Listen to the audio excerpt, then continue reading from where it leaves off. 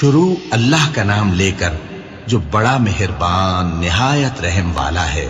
اور اے نبی، ان کو آدم کے دو بیٹوں حابیل اور قابیل کے حالات جو بالکل سچے ہیں پڑھ کر سنا دو کہ جب ان دونوں نے بارگاہ الہی میں ایک ایک نیاز پیش کی تو ایک کی نیاز تو قبول ہو گئی اور دوسرے کی قبول نہ ہوئی۔ تب قابیل حابیل سے کہنے لگا کہ میں تجھے قتل کر دوں گا۔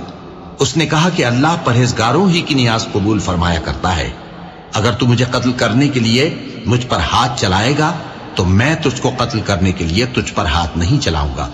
مجھے تو اللہ رب العالمین سے ڈر لگتا ہے، میں چاہتا ہوں کہ تو میرے گناہ کو بھی سمیٹ لے اور اپنے گناہ کو بھی، پھر تو اہل دوزخ میں سے ہو جائے، اور ظالموں کی یہی سزا ہے۔ آخر اس کے یعنی قابیل کے نفس نے اس کو اپنے بھائی کے قتل ہی کی ترغیب دی تو اس نے اسے قتل کر دیا، پھر خسارہ پانے والوں میں ہو گیا۔ اب اللہ نے ایک کوا بھیجا جو زمین کریدنے لگا تاکہ اسے دکھائے کہ اپنے بھائی کی لاش کو کیسے چھپائے۔ کہنے لگا، ہائے کمبختی، مجھ سے اتنا بھی نہ ہو سکا کہ اس کوے جیسا ہی ہوتا کہ اپنے بھائی کی لاش چھپا دیتا۔ پھر وہ پشیمان ہو گیا۔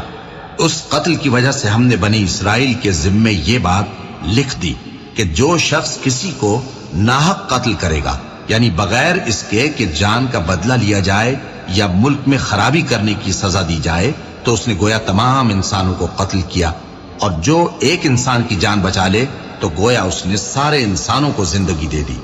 اور ان لوگوں کے پاس ہمارے پیغمبر روشن دلیلیں لا چکے، پھر اس کے بعد بھی ان میں بہت سے لوگ ملک میں زیادتیاں کرنے والے ہیں۔